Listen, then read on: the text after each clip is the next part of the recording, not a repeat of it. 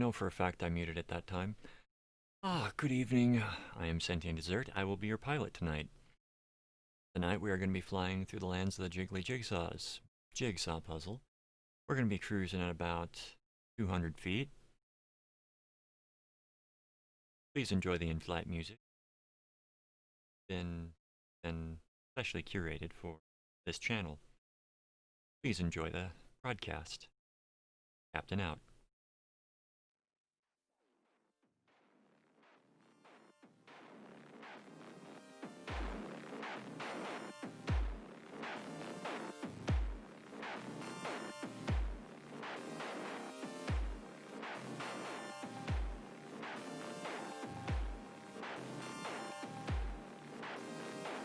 Yeah, I must hate myself a little bit because I'm doing black and white puzzles.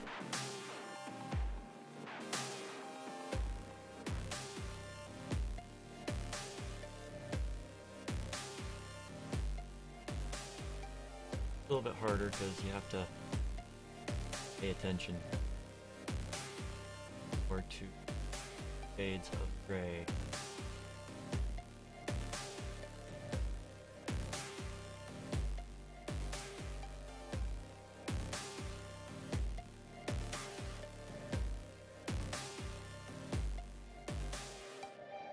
So I hope you're all doing very well tonight.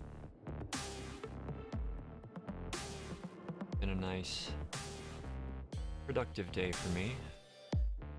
I'm hoping to make it more productive by getting my books into Act 3 tonight. A lot of things are going to happen, and almost guaranteed at least one death.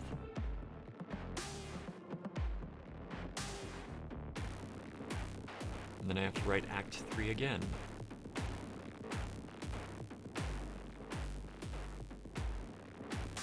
Some plays are different. I'm enjoying the process. It has been a learning process as well. And, you know, with any story you can have an idea of where you're going, but sometimes there'll be an event that happens in your life that will influence the outcome of the story that you're writing, and, you know, add some flavor, add some depth to a scene, or add some depth to a chapter. The important thing is to write it out. I've had so many stories that have just vanished in my head because I never wrote them out. That is changing. I am doing a lot more writing than I used to. And with some of the gaming, a lot of my gaming desires have diminished. So I'm able to focus more fully on writing. It may sound a little odd, but if you're writing, it's always good to be reading time.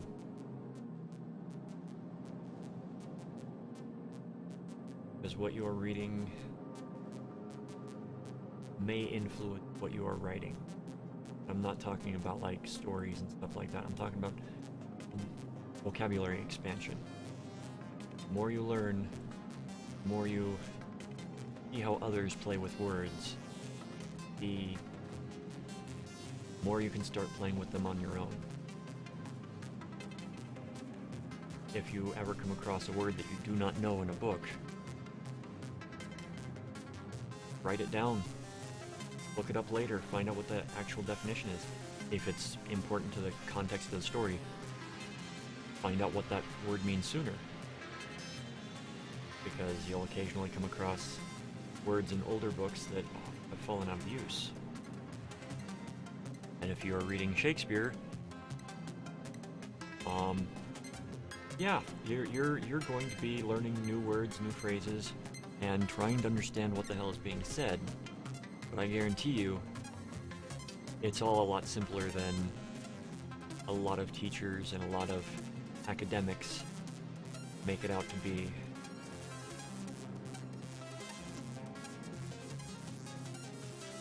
Because to be fair, Shakespeare, yes, he wrote some really, really good plays, but he also made a lot of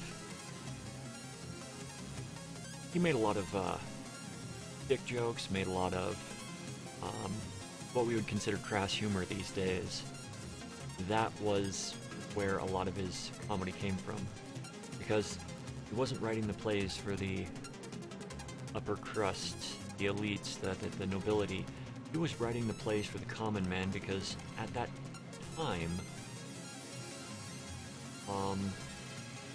being involved in theater was considered like a really low profession. Being an actor was, I mean, synonymous many times, or even just like barely above, barely below, being a prostitute in that part of England. So, and I'm not saying, you know, being a sex worker is a bad thing. I'm saying at that time, it was extremely frowned upon by everyone.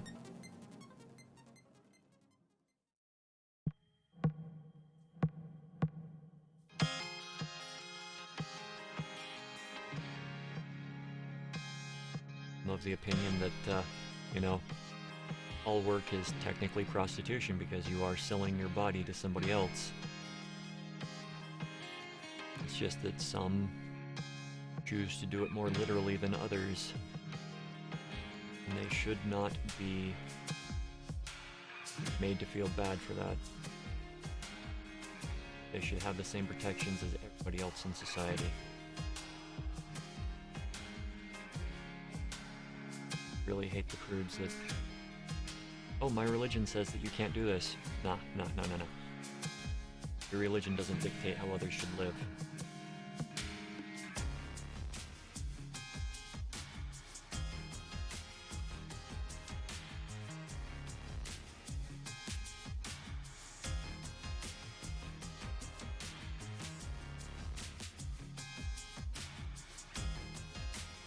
But yes, writing, if you have a story, the only way that it's going to get out there is if you write it. And if you need to, record it. If you need to, just jot notes on stuff. Keep notes for a story. Just, not every method works for everybody. And you can't just like listen to one person's thing as gospel and then get frustrated when you can't do what they do. Find your own rhythm, find your own place. Because if you got a story, I guarantee you there are people out there that want to hear it. They want to... They want to read your story, they want to hear your story.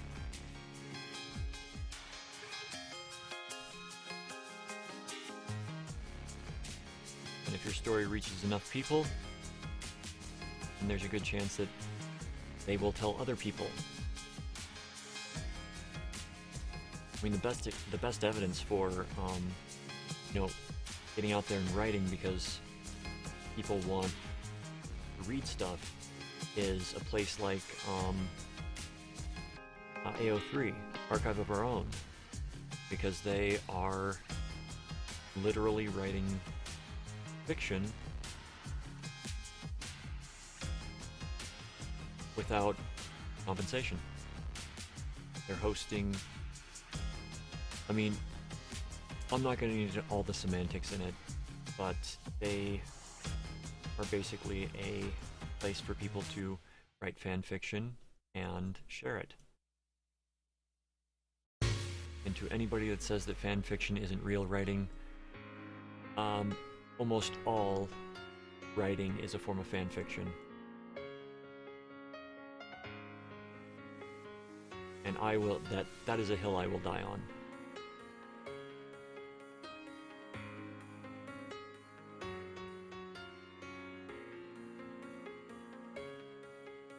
And I mean, the majority of art, especially from, you know, the Renaissance era, where they were, maybe not the Renaissance era, but when they were doing all the biblical paintings, you better believe that's fan art.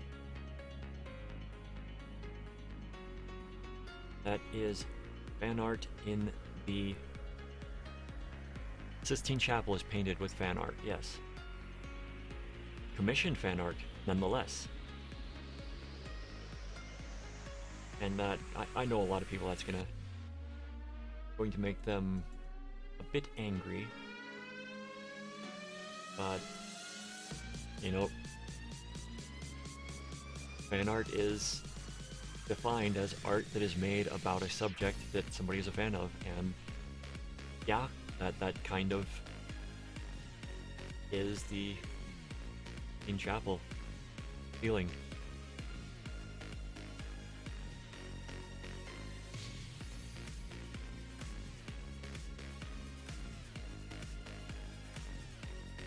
Just find it funny what some people will say, that's not art, and then immediately turn around and call something that was done in the exact same way by a different person for a different reason art.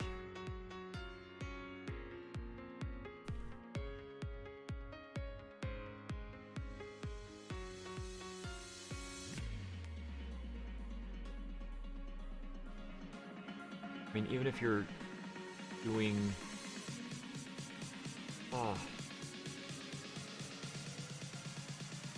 well, I'll get back to writing since I know that a lot more than most other art forms. You take something like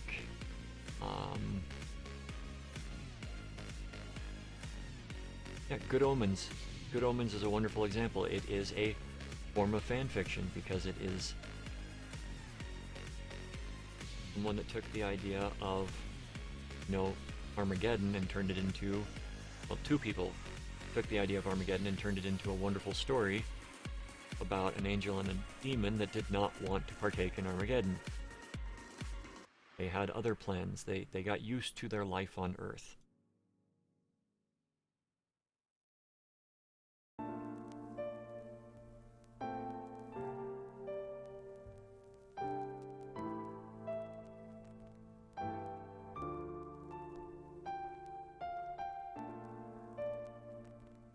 Then you have some artists that do not appreciate the fan fiction of their work. Others that their response is kind of like, hey, you liked my work enough to write your own versions of it. That's awesome. And that is the approach that many authors should take.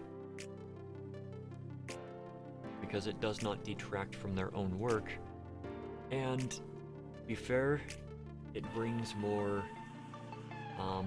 attention to their work.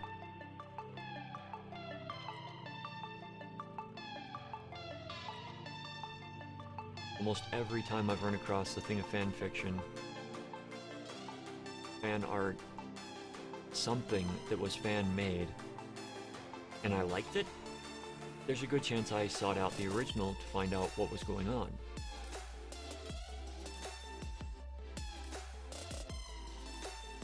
Because there are some wonderful artists out there that are doing amazing pieces of fan art that, the people that made the original are like, we don't like this.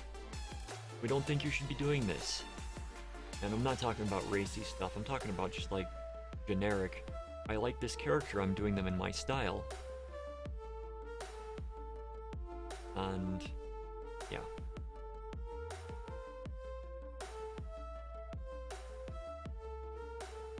No, I do understand the thing about,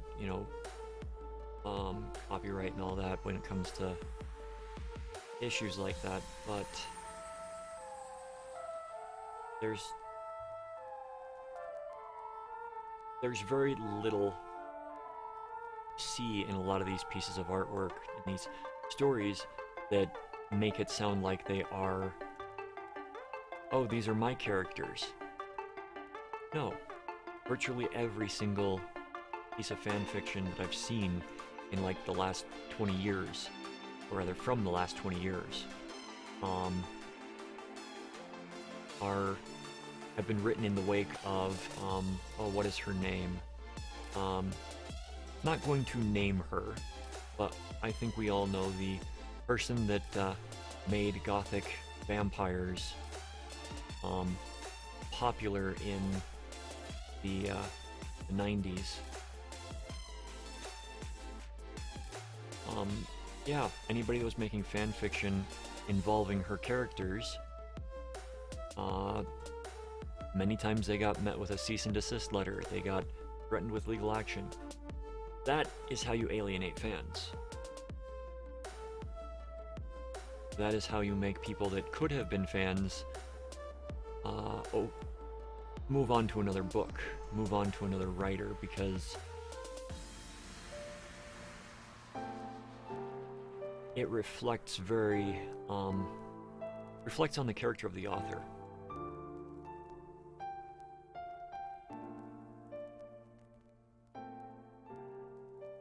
Because very, very few authors that I know of that do fan fiction, very few of those writers will make any money off of their things, and they have a paragraph, or rather a page or two, at the beginning of their story saying, none of the characters in this belong to me, they belong to this person, no copyright infringement is intended with this, this is just a story that I wanted to write using these characters.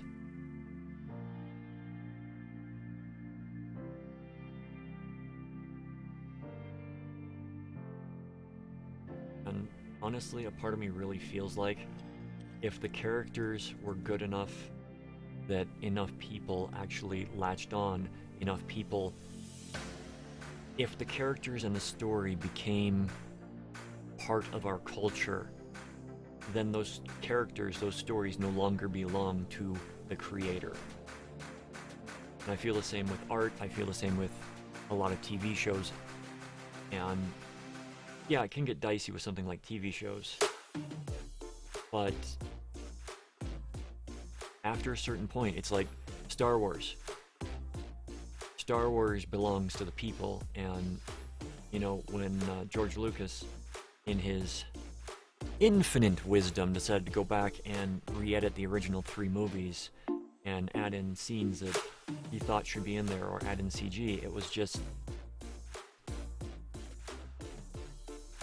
kind of, you know, ruining what was already there. I mean, I like watching the old versions where you can actually see in A New Hope the box that they had around the space vessels, the box of the cell that they were using to move the thing across the screen, that they did not have the technology, or their editors did not have the know-how at the time to actually remove. And to me, that is a mark of the era from when the movies came out. So I feel that those movies belong to the people now, because it has become so ingrained in our culture that, you know, even people that don't like Star Wars know what a Jedi is.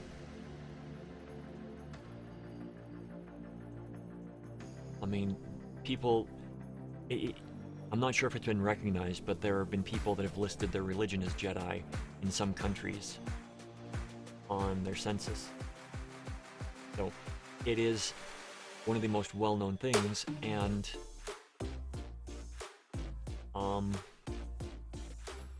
Lucas didn't really go overboard with it, but the people that kind of own it now,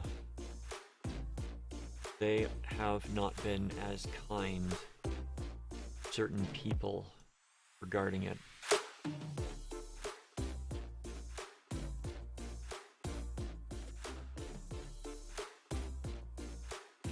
But if you have a story, if something hits you and you're like, I think this would make a good idea.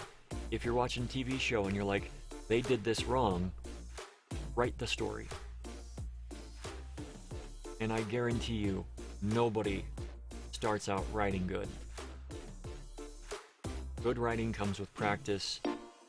Good writing comes with being able to look at your old stuff, cringe, but still learn from it. yeah, I'm gonna quote one of my favorite people. Make good art. You never start out making good art, but you will if you keep up with it. Good art rarely just happens.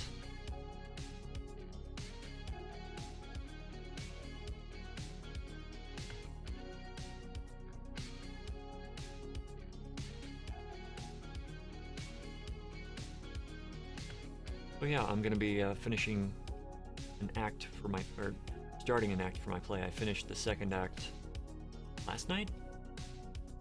Yeah. Which is a good milestone.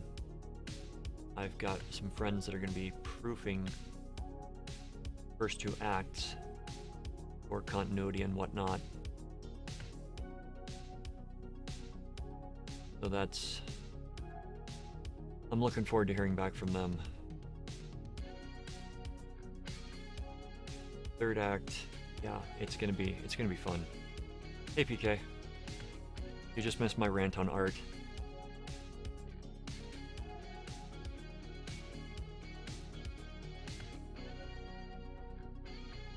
It was a good rant, I think.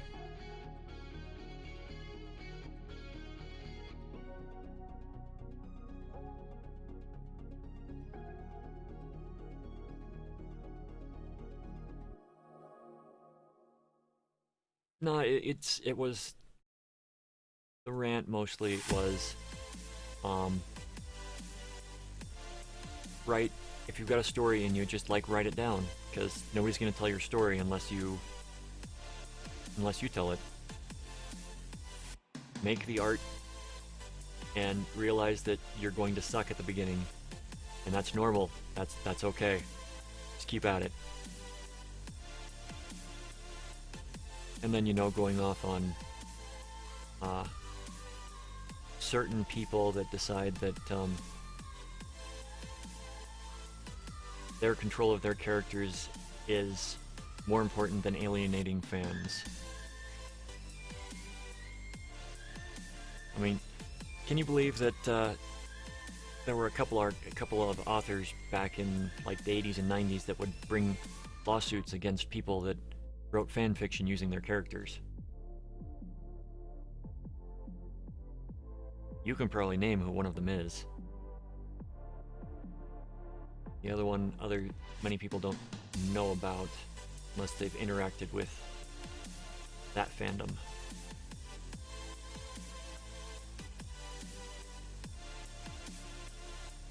The one that's lesser known was Anne McCaffrey, Dragon Riders series. I have no issue saying that because she has passed on. It's a chessboard. This is a chessboard. In grayscale. So, yeah, I decided, let's do an easy puzzle today, and then picked one that I regretted almost instantly.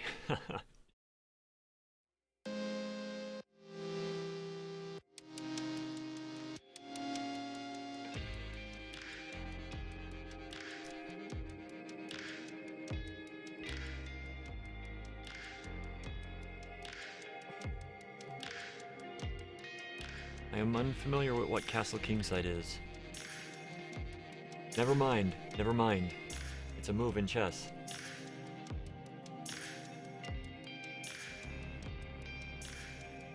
It's literally been over a decade since I last played chess.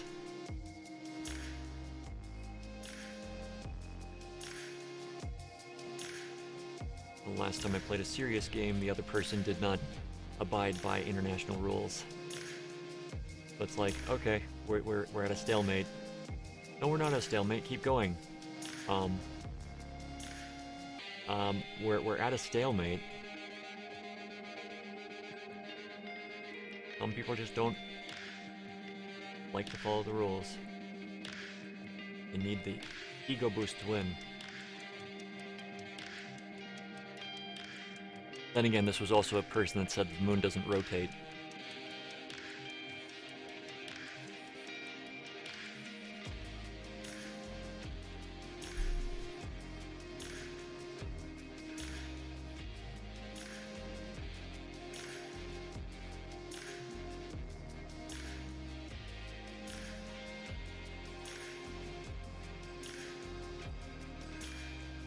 mean, that is still one of the stupidest things I've ever heard.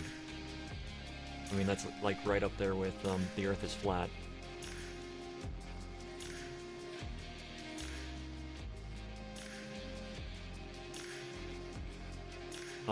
The moon rotates when it orbits. It makes a full rotation every orbit. And that's why the same side of the moon is always facing the Earth. Tried to explain that, and they're like, no, moon doesn't rotate.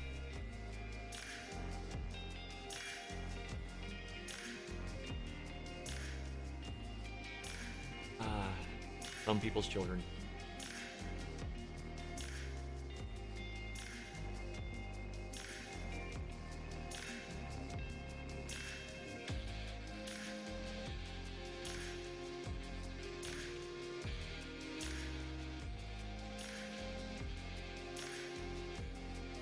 What have you been up to today?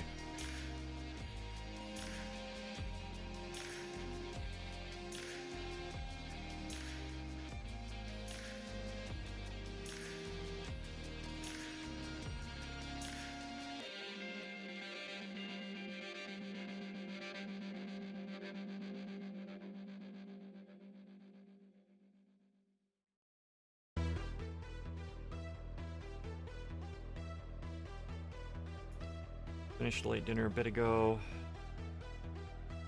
I feel that. I get that way myself. Not by choice.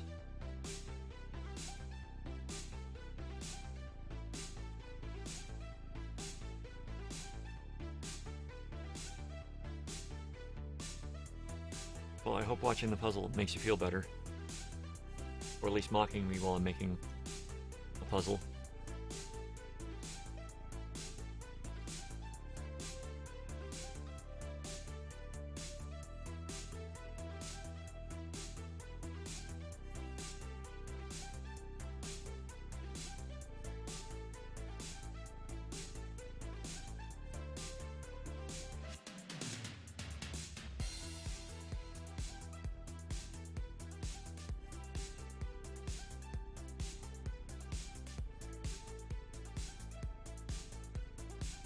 You're not gonna go there.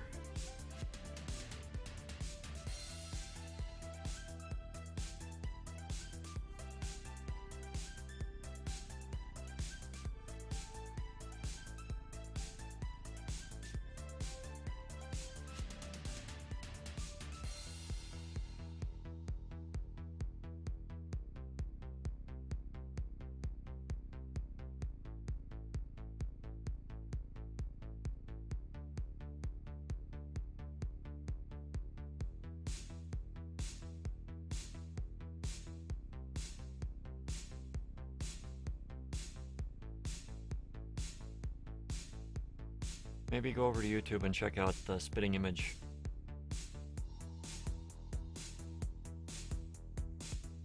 It's good mock humor. Nothing is sacred.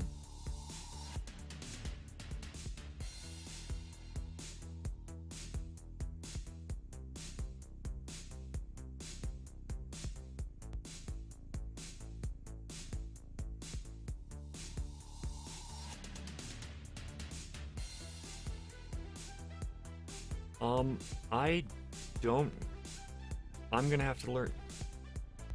I haven't set up the command that.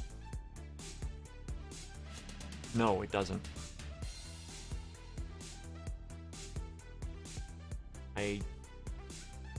I'm still very new at a lot of this.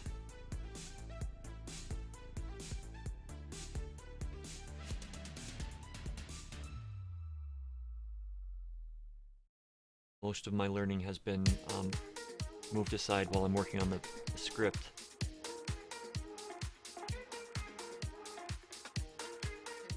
So I'm just learning a little bit every day. It outs whoever types that in as a butt lover, yeah.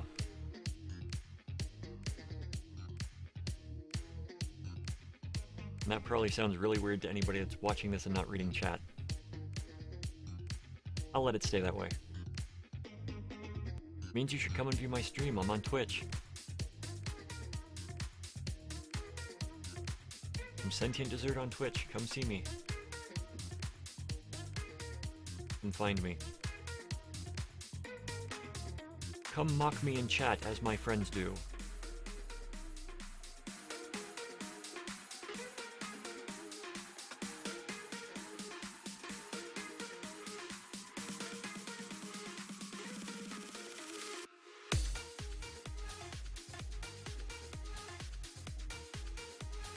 Okay, I'm getting sick of that. Come on, give me the piece.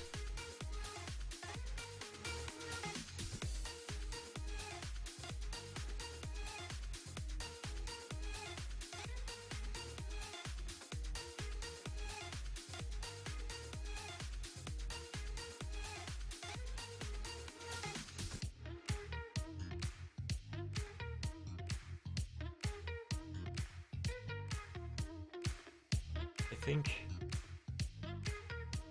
around here it goes right there.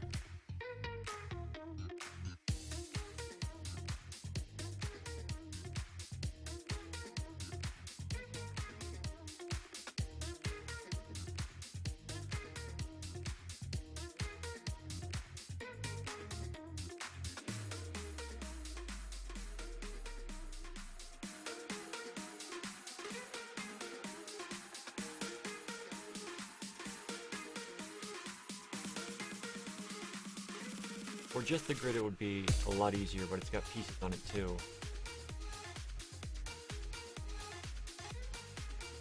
Some shade.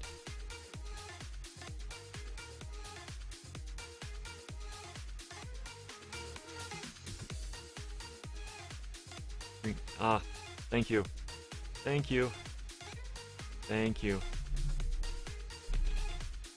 I thought I changed it this morning, but I got...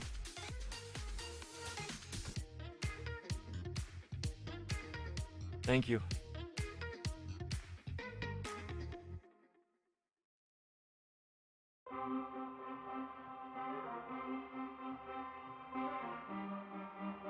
You know, I'm tempted to give you, like, mod capability.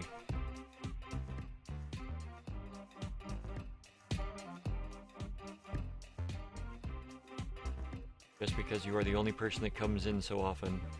And you seem to know a lot more than I do about this stuff.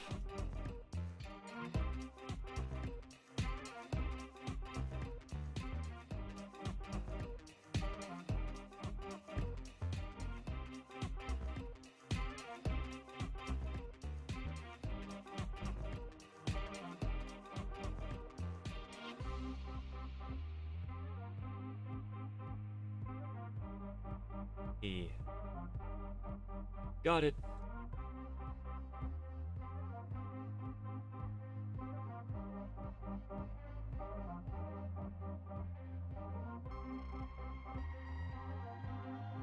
How long have you been streaming for? Or doing this kind of stuff?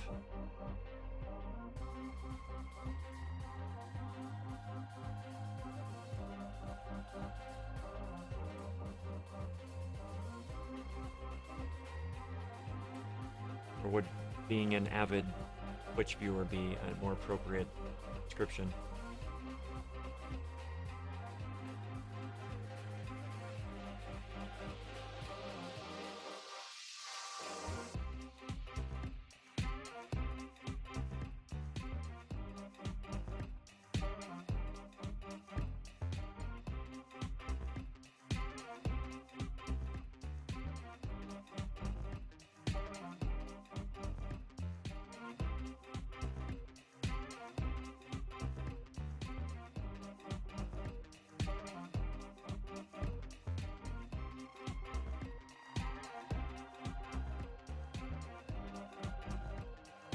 I think I have better luck when I don't clutter it up.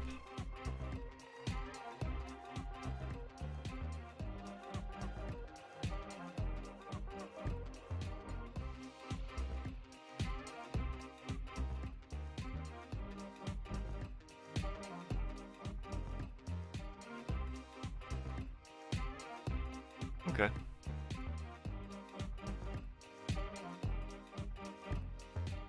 I've technically been doing this for a few years, but never taken it seriously until the back will hit the fan.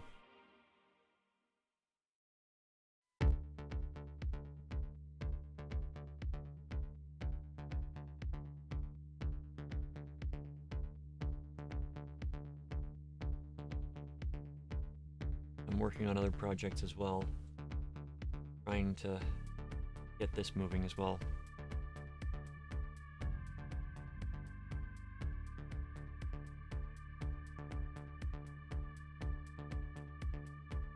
There we go.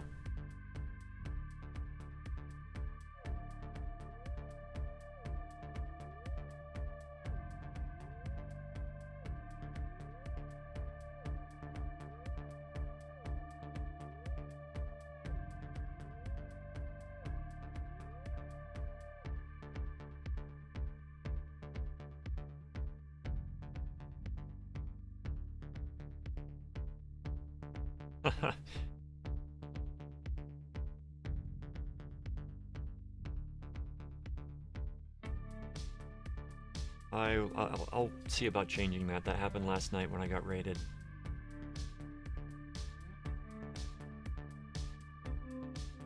I was completely shocked and really happy when that happened. It got me up to 30 subscribers, or 30 followers, which was really nice. 20 more and I think at 20 more I can start getting bits and that kind of stuff and expand. But it's not the easiest thing,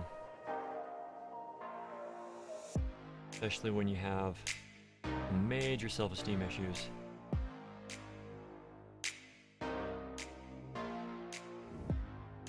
And that wonderful combination of fear of failure and fear of success.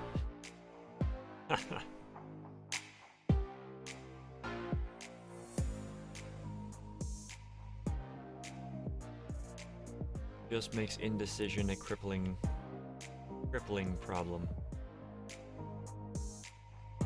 But I've been erring more on the side of doing things than not doing things. I'm gradually breaking the bad habits.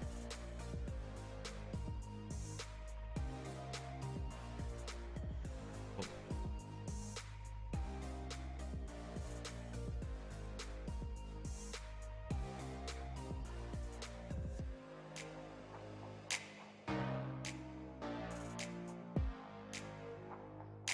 Of course she goes there.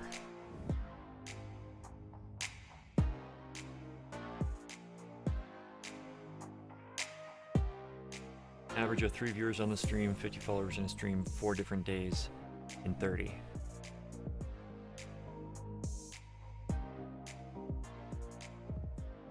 The average of 3 viewers is the thing that's killing me. But I think that if I can start doing more regular games on a regular schedule, things will happen. Because when I started doing Sunless Sea, I had some people showing up and really enjoying that. But that's one of those games that just started to irritate me with the, oh, you just started this brand new game. Hey, we're gonna kill you right away. Nothing you can do about it. And when the game that... Have you played Sunless Sea?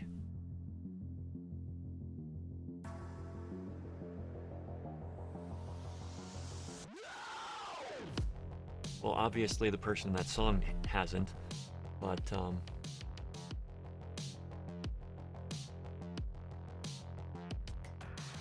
if you haven't, and if you're listening to this and you haven't, Sunless Sea is sort of a story-driven roguelike with some Lovecraftian mythos. Got its own little world that it exists in. and it was frustrating for me because you're navigating the sea, you've got your resources, and you've got your sanity, and all those happy things. And crap happens, it's out of your control. Like, oh, ran out of food. Well, are you going to cannibalize the people on your ship, or are you going to do something else? And having the game end because you're like 2 seconds away from the harbor and you have a mutiny that ends the game.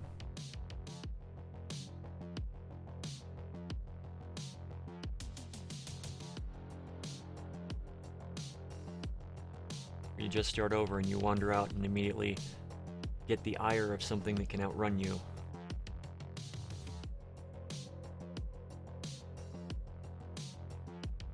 It's a good story-driven game. There's just it's extremely unforgiving.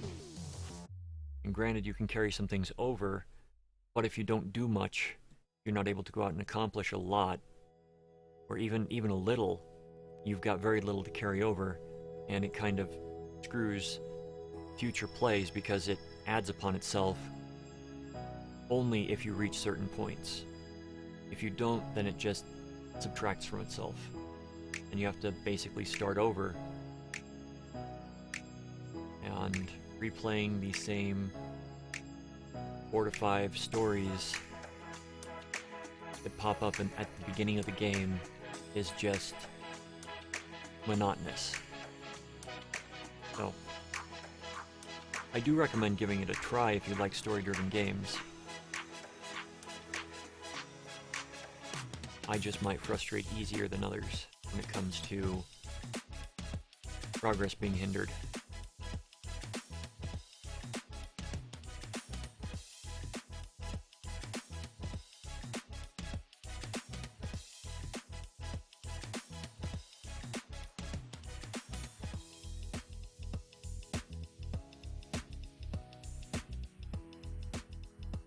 So I'm looking at doing some platformers because the Mega Man stuff really got me quite jazzed for platform games. Again, I did Little Nightmares last night. Oh, that was such a fun game. That was disturbing but fun. And I need to put that on YouTube. Astro's Playroom. I will look into that one. Just to see if it's something down my alley.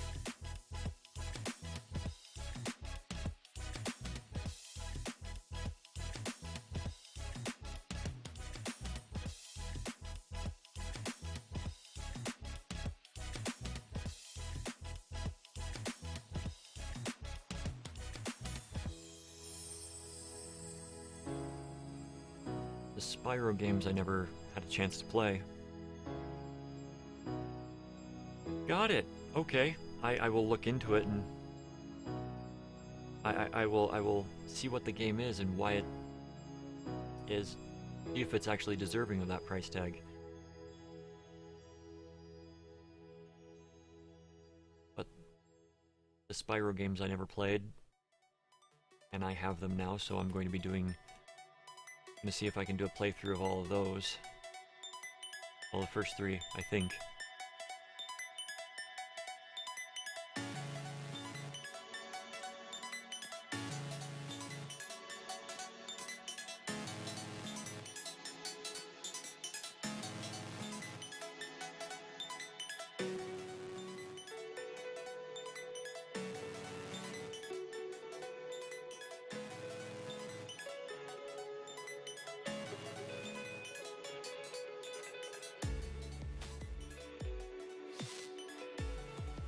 Oh, okay. So I won't be touching that in a long time. Unless it's on Steam or something like that. Astro's Playroom is the thing that we're talking about. It's shipped with PlayStation 5. And chances of me owning a PlayStation 5 in the near future are, I think I got a higher chance of getting pregnant, I'll put it that way.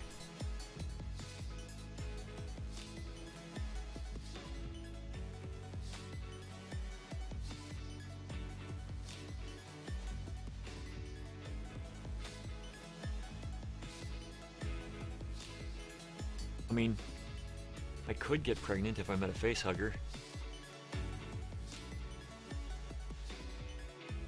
Face huggers don't really exist, do they?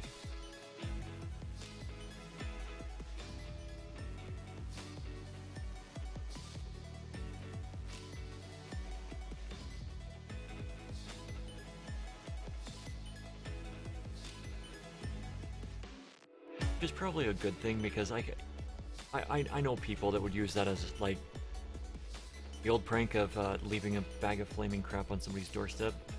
No, they would leave an egg on their doorstep, ring the doorbell, and run away.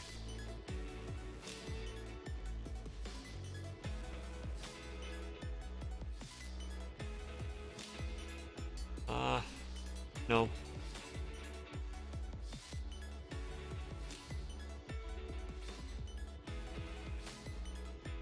I'm just moving through life at the moment.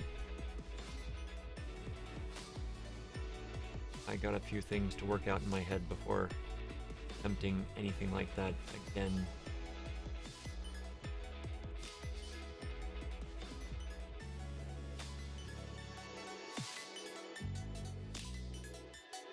But at the same time, I think I'm actually really close to solving one of those issues.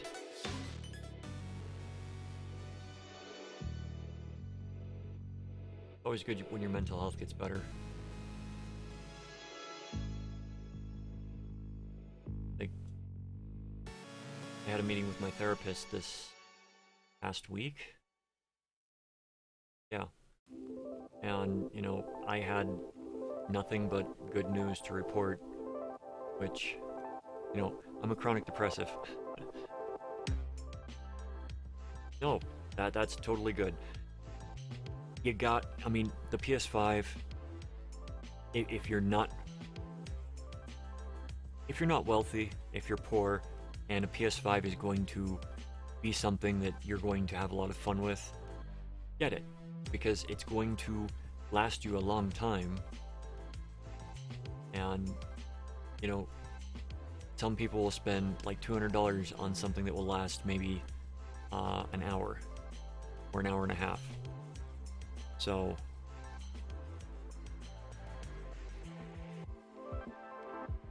getting a PlayStation, getting a game console that you know you're going to play is a good investment for entertainment, because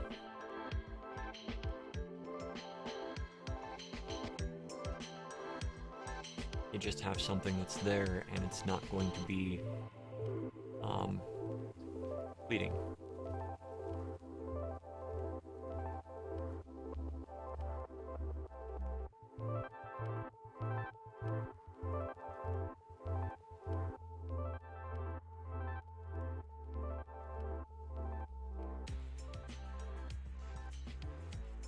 That will be fun. I've known people with really good rigs that can't even get into Limsa without lagging like crap.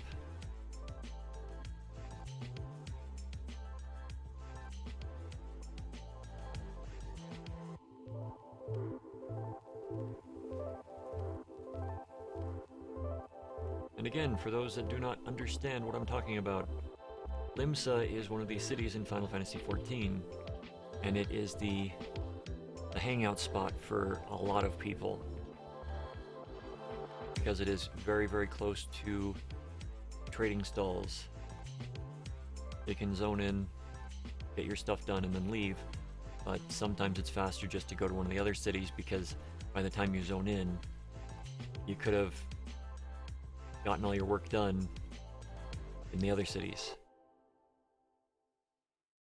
then been back to adventuring.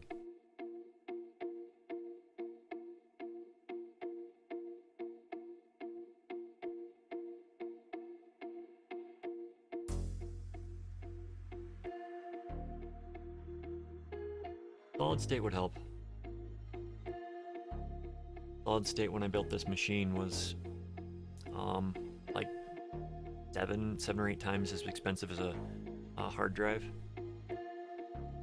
So yeah, I opted for hard disks. And now they've come down considerably in price. I'm going to be, when I finally am able to upgrade my machine, replace/upgrade, I will be getting solid state, at least for my C drive.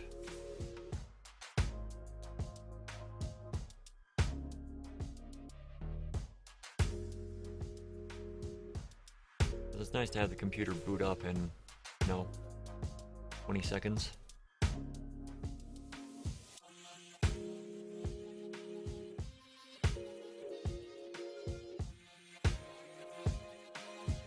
Oh, when I first started Final Fantasy XIV Realm Reborn, I had just upgraded everything on my machine, and it was so smooth playing that in those early days. But things have progressed and it's not quite as smooth. Graphics requirements have gone up.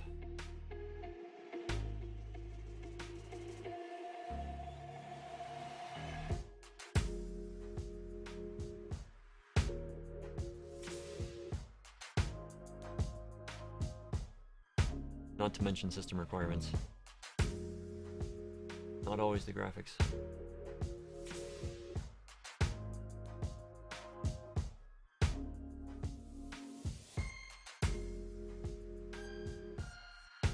And I actually originally got Final Fantasy XIV.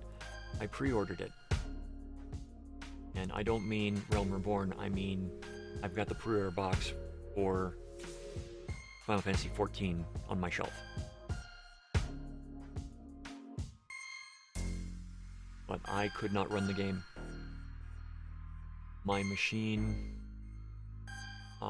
refused to even attempt to load the game, which is rather funny to me because I was able to get into the beta and play around in the beta, no problem.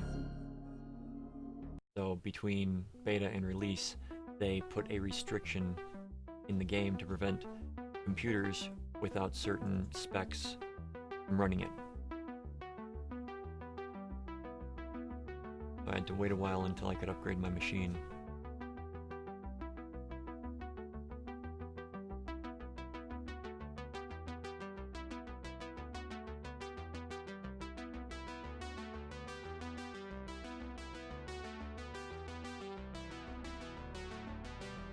Which I can tell you isn't the most fun thing to do. New machine's always nice, but I've spent years getting the machine to act the way I want it to. Going back in and changing settings that Windows decides, hey, we don't think that you should be using this setting, so we're going to change it for you without letting you know.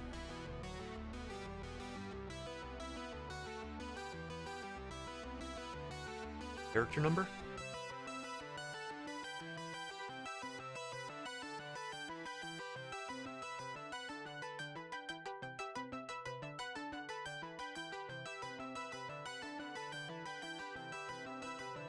That's for Final Fantasy XIV. No, I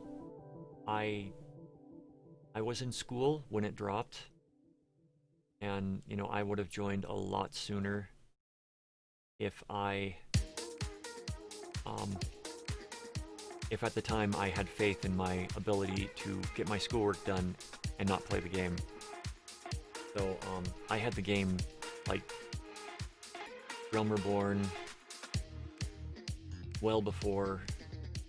I was beta for both of them, and had a lot of fun. And if I had actually joined when I had purchased the game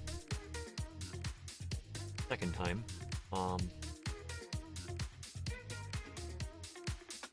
no, I didn't purchase it again. I was able to use the install disk from the original, and then it would update And my code is from my original. Okay. I would have been there opening day if I had any self-control at the time to prevent myself from playing the game.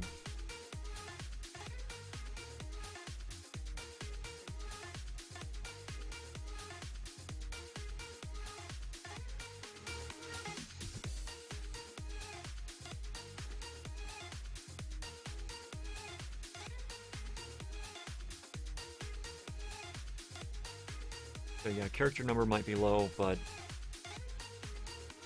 if I had joined when I got the game, it would have been considerably lower.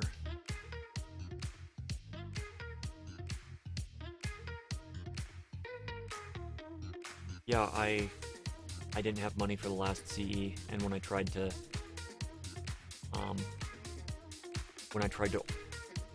when I actually had money and went on to the Square site, they didn't have any.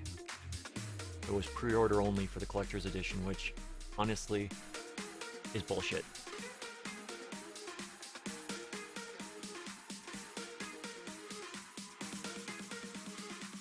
So I missed out on that one. And we shall see about the next one. If I don't have any income, I'm not getting that one either.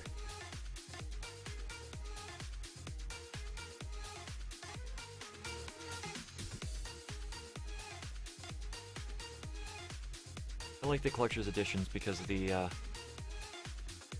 oh, yeah, shipping from their store to Canada is, like, horrible. We do international shipping. However, we're going to charge you about 10 times what it should cost for the shipping.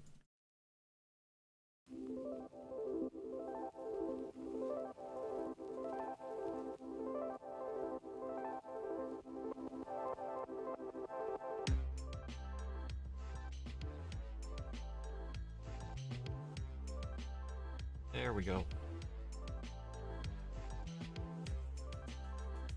It's gradually coming together.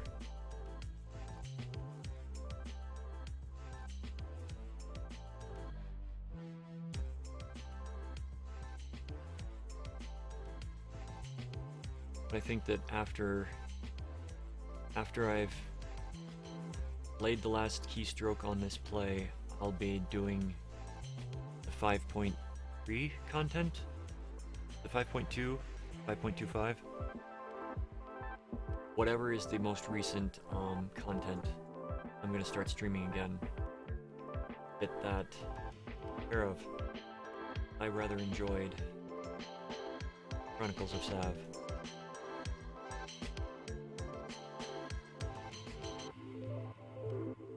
And on the back burner, I was just messing around.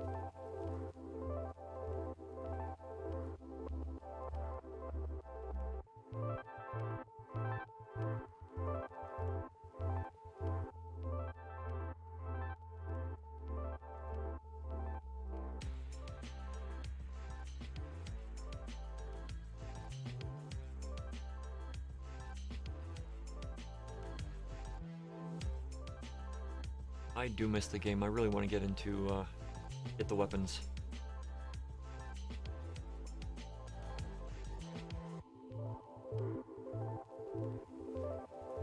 Can't really rush creativity. I mean, when you do, you get something like, I don't know, the final season of Game of Thrones.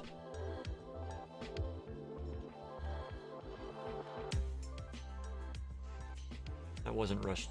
That was not rushed. That was just pure ignorance of what good storytelling should be. Seeking payoffs that haven't been built up and not rewarding the payoffs that had been built up.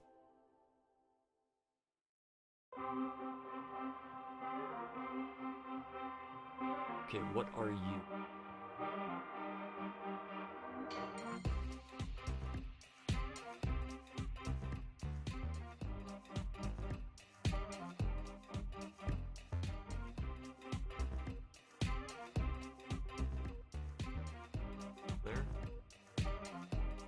Go there.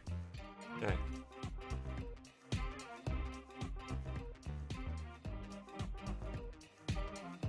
I tried to get the collector's edition for that. I really wanted it. I mean, the figure was the one. The figure and the art books that come with them are always wonderful to have.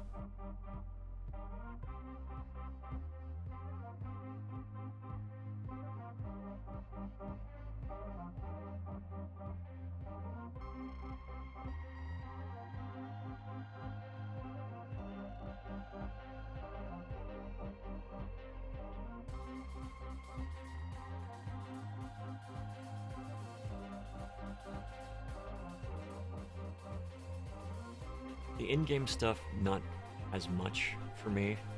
It was most of the physical items.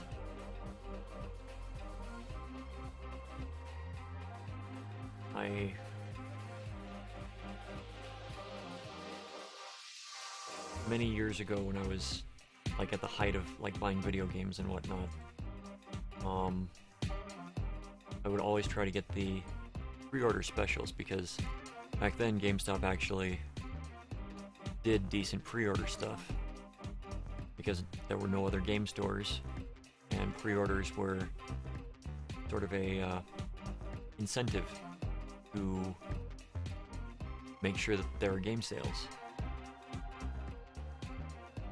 And I got the collector's edition of Growlancer Saga. Or is it just Growlancer? I think it's just Growlancer. It's been a long time. But that was by the same people that released the Lunar games. And those people did the collector's editions that the Japanese would get. They would include a lot of really cool stuff. In the case of the Groundlancer thing, there's a working watch that's not bad quality. It's the quality that you'd expect to find in a video game. I think a deck of cards and a small art book and some jewelry. Which, all of it's still like mint condition in the box.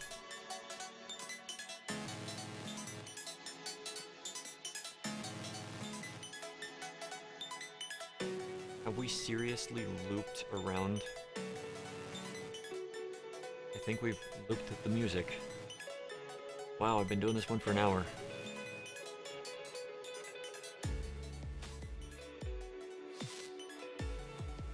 It's from the YouTube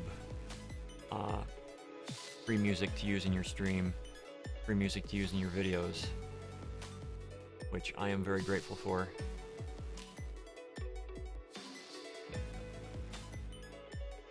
I didn't realize that an hour had passed. I wanted to get this done before midnight. This is why I can't have nice things.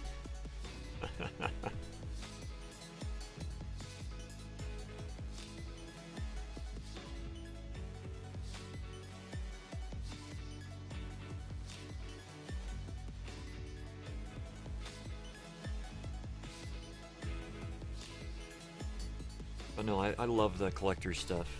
When I got Suikoden 5? No, Suikoden 4. The one that's at sea that is kind of,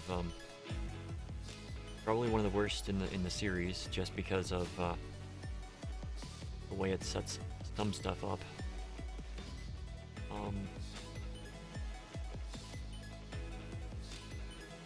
It came with an art book, as if you ordered the pre-order when they ship the games out, then you would get the art book. And I went in and picked it up and was like, I pre-ordered. Doesn't this come with an art book?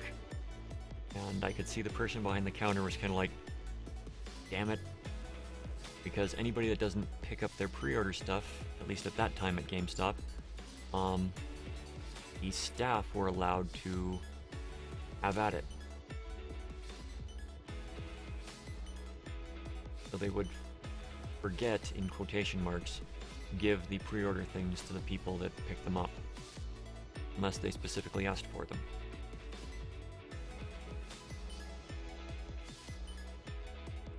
I think when I got a copy of Shadow Hearts 2, or whatever the actual title for Shadow Hearts 2 was, the pre-order thing was a copy of Shadow Hearts 1. So, yeah, I had already had a copy of that, so I got another one for free. Covenant? Okay. Was it Covenant or was it New World?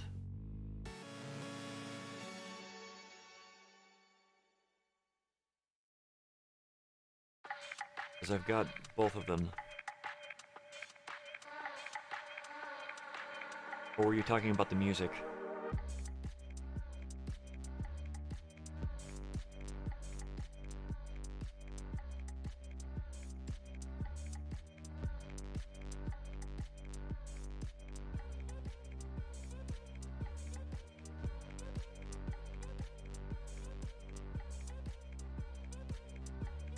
Musically, Covenant is a really good band.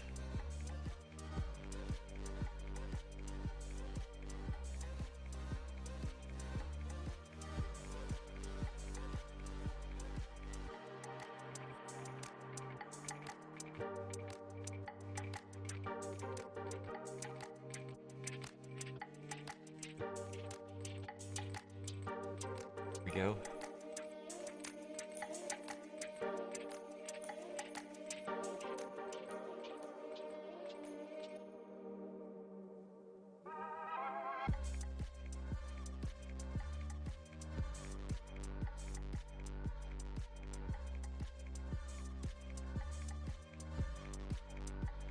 I think you're good. Top of it.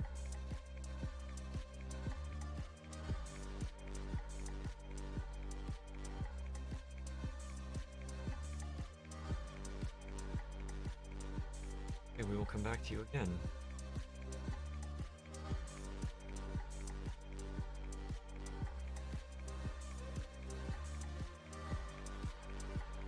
Okay, yeah, so it was from the New World.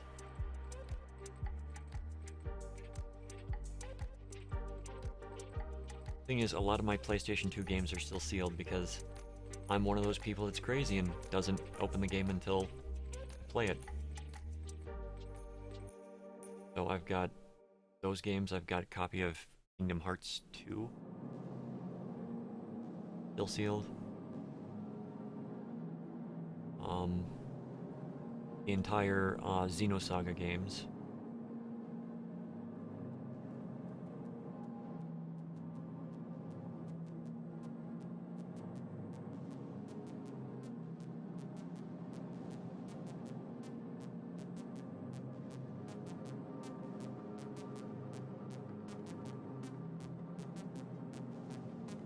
Because Sony doesn't honor previous games that were bought.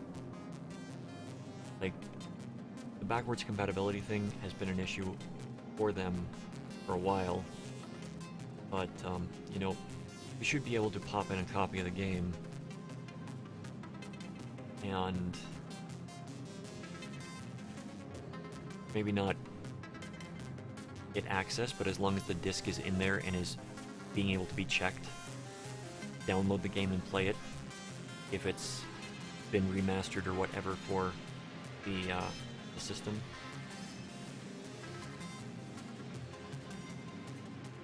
That's just me. It would make a lot of sense and it would help a lot of gamers so they don't have to buy the same game 4 or 5 times. But then Bethesda wouldn't make any money, right?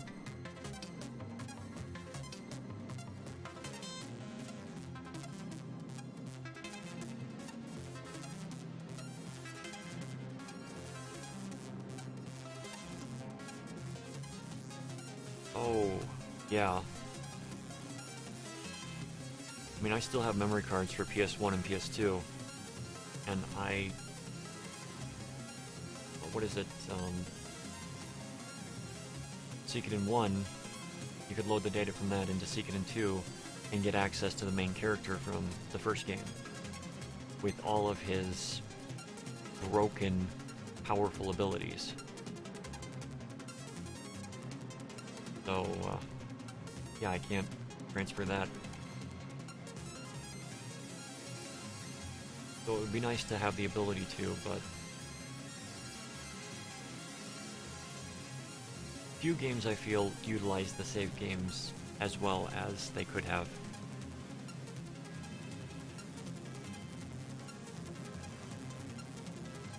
I'm unfamiliar with the Dark Soul games, or Dark Cloud games. I have Dark Cloud too, but as I said, yeah, it's one of the ones that's still in package.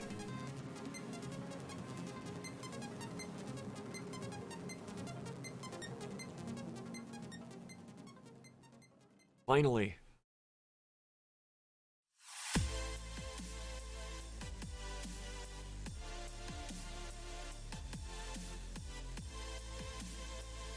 Yes, we have it.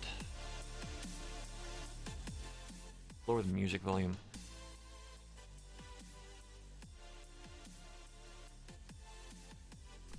Thank you, thank you. But yeah, the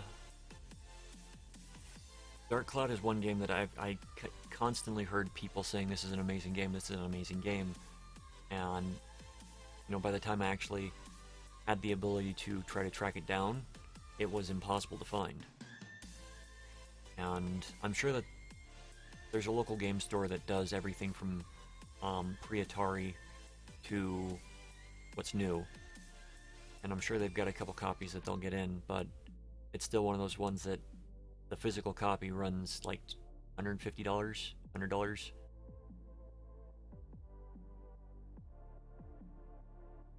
There was one game that I actually picked up really cheap on the PlayStation Store, The Misadventures of Tron Bonne. It takes place in the Mega Man universe, the Mega Man Legends universe, I should say, and yeah, that's a game that I actually had like 2 or 3 copies of, still sealed for the PlayStation 1, and they were going on eBay for like $450 opened. So yeah, those were in the care of my dad, and he moved a couple times and had one of his storage units broken into, so I don't think I'm ever going to see any of those games again. But at least I can still play it. I like being able to play the old things, I just don't like having to connect to a network to have to play the games. It's like, what was it? It was Fallout 76, where you pre-ordered it, you go into the store, you buy, you get the container, and there's no disc in it. It's just this wheel with a code saying you've got to spend the next 8 hours downloading the game, because the servers are going to be swamped with other people trying to download the game.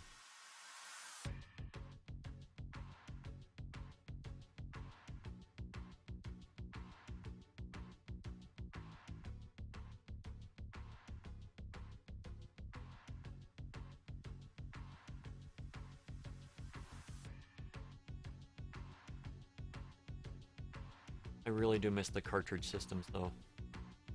I mean, the Wii? No, not the Wii, the new one, the Switch. Went back to cartridge because it was cheaper to manufacture those, the chips than it was to manufacture the discs and the drives in the systems. It was just made more sense for them. But yeah, that's gonna be the puzzle for tonight. I hope you enjoyed the conversation. Hope you enjoyed music. Hope you enjoyed the puzzle. They're normally not this long, but I get sidetracked with talking, and it makes the videos more enjoyable, I feel. Like, subscribe, comment, please. No worries if you don't. Be kind out there, have a good solar cycle. Take care of yourself, take care of others. Please be safe. I will see you all tomorrow. Tomorrow is Sunday, so yeah, I think tomorrow I am going to be starting on Psychonauts. So I'll do my puzzle, I will do the bad quiz, and then in the evening, probably around 8 or 9 Pacific, I will hop into Psychonauts for a little bit. We'll see you all tomorrow. Have a wonderful evening.